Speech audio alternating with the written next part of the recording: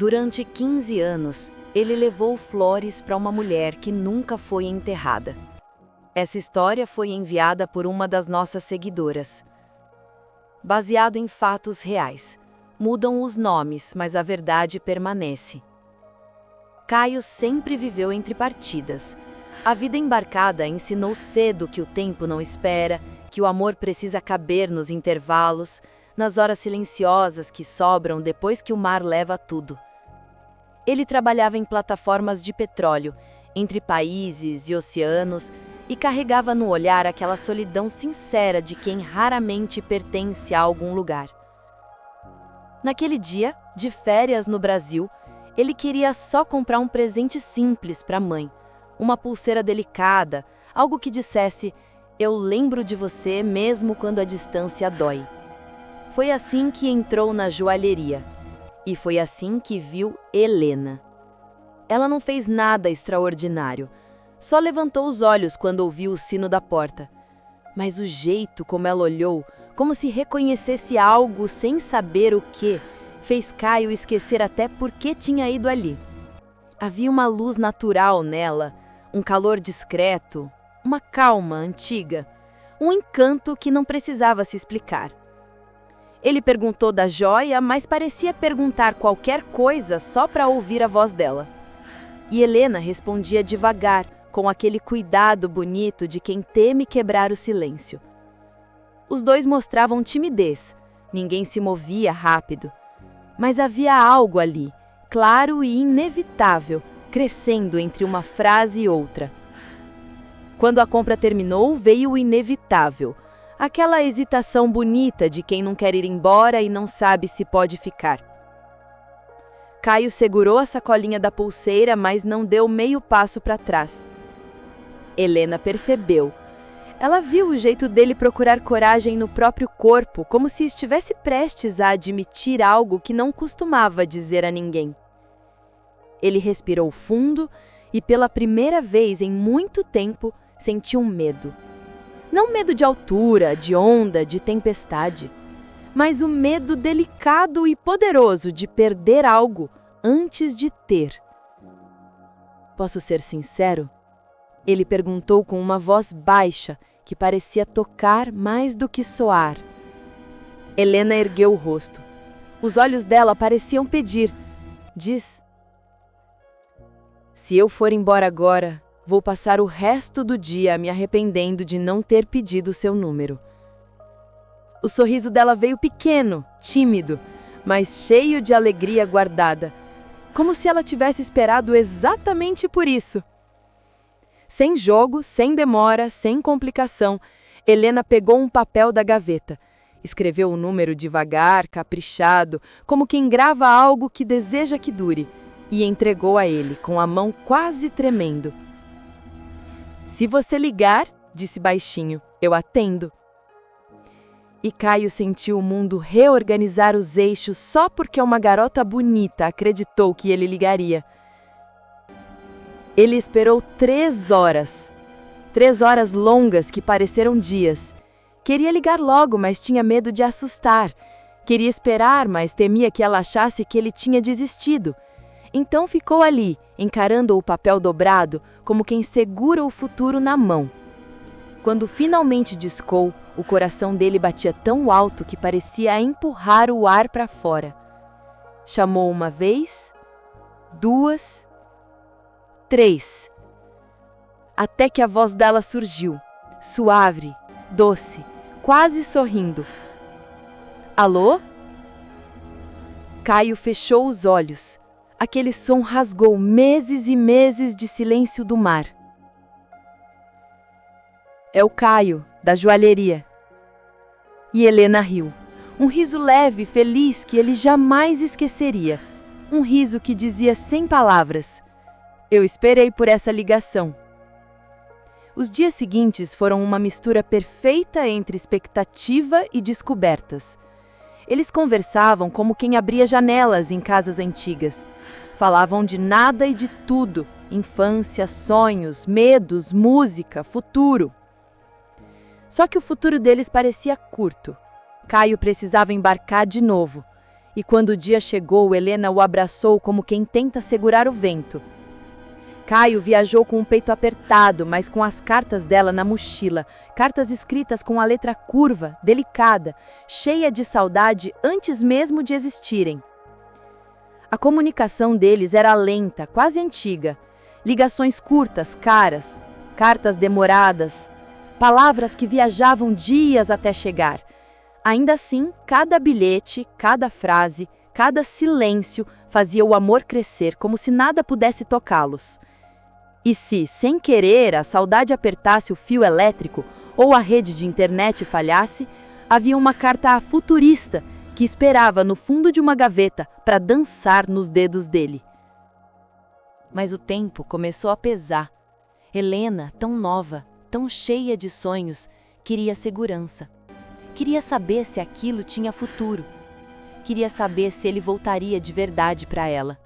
E Caio, tão novo também, tão cheio de dúvidas, tão cheio de mar, não sabia como responder.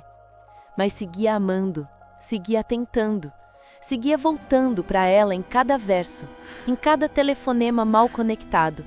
Até o dia em que Helena ligou. E Caio não pôde atender. Quem atendeu foi outra pessoa, e a notícia que veio daquela voz não parecia ter volta. A ligação perdida de Helena ficou tocando dentro de Caio como um eco inquieto. Ele estava no alojamento da plataforma quando ouviu o aviso de chamada no rádio interno, uma das poucas formas de receber recados quando o mar decidia que o mundo lá fora precisava esperar. Minutos depois, o supervisor apareceu na porta, sério demais para algo comum. É da casa da moça, daquela que vive te ligando. A mãe dela quer falar com você. Caio sentiu o chão balançar antes mesmo de chegar ao telefone. Havia alguma coisa na voz daquele homem, um cuidado estranho, quase um aviso, que deixou o ar pesado demais. Quando ele pegou o fone, não ouviu o nome dela. Não ouviu a voz dela. Ouviu outra mulher. Caio? A voz saiu dura, fria, sem afeto. Aqui é Teresa, a mãe da Helena. Um arrepio. Um silêncio que não combinava com nada que Helena já tivesse contado. Antes que ele dissesse qualquer coisa, a frase veio como um golpe. A Helena morreu.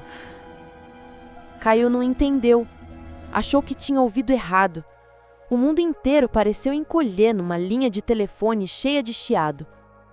Como? Ele conseguiu murmurar. Não pode. A mãe repetiu com a mesma frieza. Acidente de carro, hoje à tarde. Não sofreu. Cada palavra parecia atravessar Caio como metal quente. Ele tentou pedir mais detalhes, tentou perguntar do hospital, tentou dizer que precisava voltar, mas a voz dela foi se tornando cada vez mais distante, impaciente, quase irritada. Não tem o que você fazer, já estamos resolvendo tudo. Ela se foi. Siga sua vida, meu filho, não adianta reabrir feridas. E então a ligação caiu. Simples assim. Como se desligar um telefone fosse a mesma coisa que desligar uma vida. Caio ficou parado, com o fone na mão, muito depois do sinal indicar que a linha estava muda. Os colegas chamavam seu nome, mas ele não ouvia. O mar balançava a plataforma, mas ele não sentia. Dentro dele havia apenas uma pergunta: como o amor consegue morrer tão rápido? Ele pediu autorização para voltar para o Brasil, mas a resposta foi negativa. A embarcação não tinha rota prevista, havia protocolos, contratos, compromissos, e Caio era só um trabalhador no meio de um oceano enorme. Passou os dias seguintes sem dormir. Tentou ligar de novo para a casa dela, mas ninguém atendia. Tentou falar com vizinhos, com conhecidos, com qualquer pessoa que pudesse confirmar a notícia, mas os números estavam sempre ocupados ou fora de área. Parecia que o mundo inteiro tinha se virado contra ele. E pela primeira vez, ele entendeu o que era luto sem despedida. Um luto que ninguém vê, que ninguém reconhece, que ninguém respeita. As semanas viraram meses. Os meses viraram anos. e o amor que ele tinha por Helena se transformou num tipo de silêncio que pesava no peito mesmo quando ele respirava fundo. Ele nunca conseguiu amar outra mulher da mesma forma. Saía com uma ou outra pessoa, mas se sentia invadido, como se estivesse traindo uma memória que nem existia mais fisicamente, mas ainda vivia inteira dentro dele.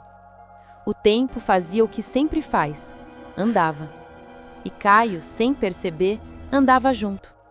Mudou de país, trabalhou em mais plataformas, fez novos amigos, envelheceu um pouco nos ombros, no olhar. Mas Helena nunca envelheceu na memória dele. Continuava com o mesmo sorriso tímido, a mesma voz suave, a mesma luz que o fez se apaixonar. 15 anos se passaram.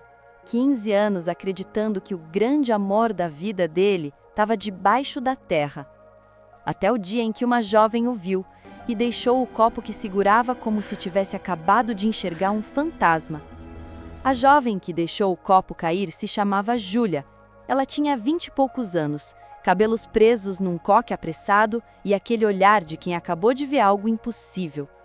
Caio estava numa cafeteria em Buenos Aires, esperando um colega de trabalho, quando percebeu que a moça o encarava como se o mundo tivesse parado. Ele não entendeu. Ele nunca a tinha visto. Mas ela parecia reconhecer cada traço do rosto dele. O colega, Renato, riu. Essa é a Júlia, filha de uma vizinha brasileira. Não repara, ela vive no mundo da lua. Mas Júlia não estava no mundo da lua. Estava presa no passado. Num passado que Caio não sabia que ainda existia. Ela hesitou antes de se aproximar. As mãos tremiam, a respiração falhava. Parecia prestes a dizer algo que não deveria. Desculpa, você é o Caio, né? O coração dele pulou no peito. Ele só confirmou com a cabeça. E então aconteceu. Um silêncio tão pesado caiu sobre os dois que parecia impossível respirar dentro dele. Júlia recuou um passo, como se tivesse sido empurrada pela própria consciência. Eu preciso ir. Com licença. Ela saiu quase correndo, deixando o casaco na cadeira. Caio não entendeu nada, mas algo naquele olhar assustado, quase culpado, ficou preso nele como uma ferida aberta. Naquela noite, na casa dela, Júlia entrou transtornada. A mãe, Marli, estranhou na hora. Filha, o que aconteceu? E Júlia, com os olhos marejados, disse apenas uma frase. Eu vi ele, o Caio. O nome caiu no chão, como um copo de vidro. Marli ficou branca. Ela se sentou devagar, como quem sente o peso de 15 anos voltando todos de uma vez. Meu Deus, murmurou. Então chegou a hora. Júlia se sentou ao lado da mãe. O medo vinha não pela verdade, mas pelo efeito que a verdade teria. Mãe, me diz tudo. Agora, eu não vou carregar esse segredo. Marli fechou os olhos, respirou profundo e enfim disse aquilo que nunca deveria ter sido dito, muito menos feito. A Helena não morreu, Júlia. Nunca morreu. Quem inventou tudo foi a mãe dela, a Teresa. Ela não queria que a filha ficasse com o Caio, queria que ela casasse com um homem mais seguro, o Álvaro, o dono da joalheria. Júlia levou a mão à boca, desesperada. E você? Você sabia? As lágrimas vieram antes da resposta. Eu sabia. Eu tentei avisar, eu juro que tentei, mas a Teresa me implorou. Disse que era pro bem da Helena. Disse que aquele amor ia destruir a vida dela. Eu fui covarde, filha. Eu me calei. Eu ajudei a enterrar uma pessoa viva e a destruir outra. Júlia chorou. Mas não por dó, por impotência. Por imaginar Caio sozinho, acreditando naquela morte. Por imaginar Helena vivendo uma vida que nunca escolheu. E então, com a voz quebrada, ela disse a frase que mudaria tudo. Eu vou contar pra ele. Marli tentou impedir. Não faz isso, Júlia. A Helena tem filhos, tem uma vida. Isso vai virar o mundo dela do avesso. E Júlia respondeu com uma maturidade que não vinha da idade, mas da consciência. O mundo dela já foi virado do avesso 2 vezes. Agora é a vez da verdade. Na manhã seguinte, Júlia procurou Caio. Ele estava no trabalho, resolvendo documentos, quando ouviu batidas rápidas na porta. Ela entrou com os olhos inchados, segurando a bolsa com força. Eu preciso te contar uma coisa, e eu não sei como você vai reagir, mas eu não posso carregar isso. Caio sentiu o corpo inteiro endurecer. É sobre a Helena, né? Ele perguntou, como se uma parte dele já soubesse que aquela história não estava enterrada. Júlia engoliu seco.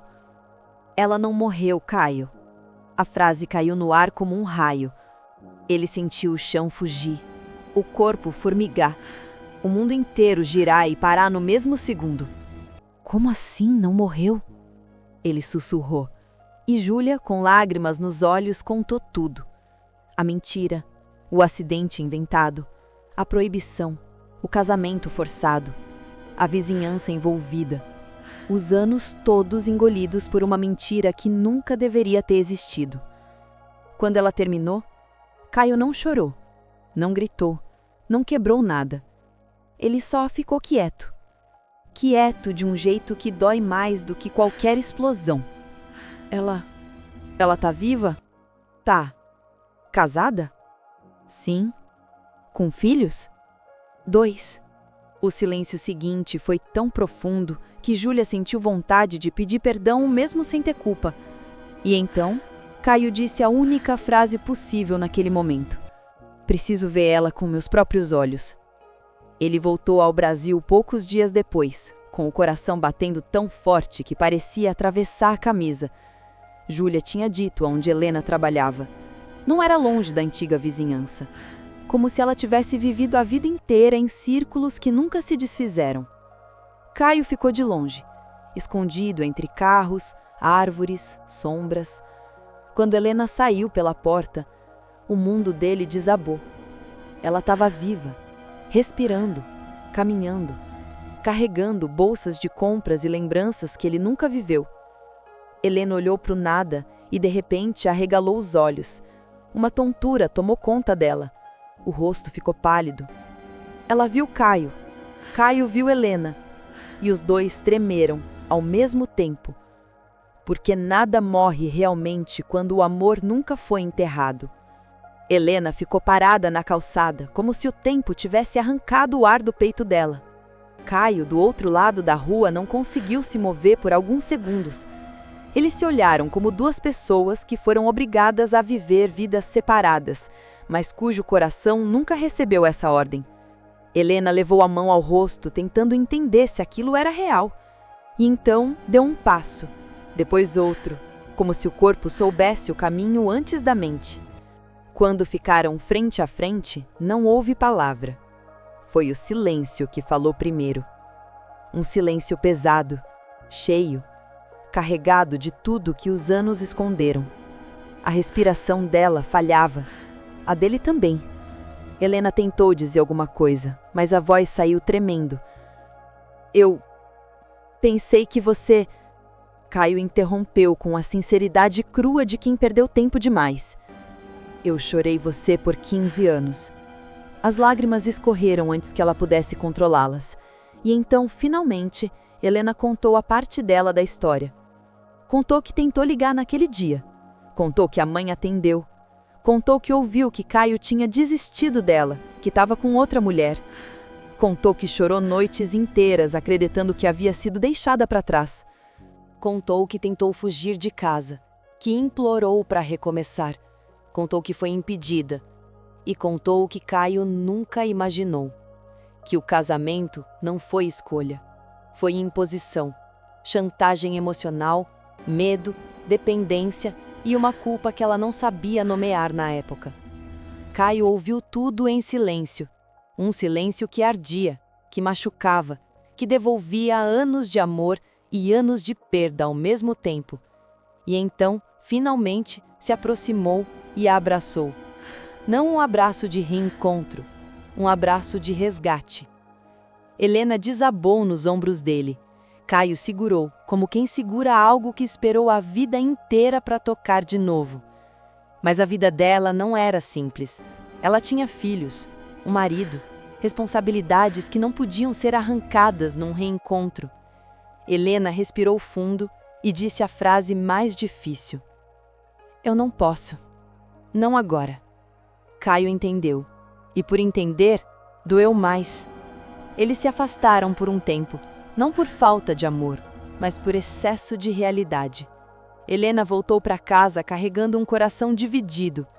Caio voltou para a Argentina, com a certeza de que o amor da vida dele estava viva, mas presa numa vida que nunca escolheu.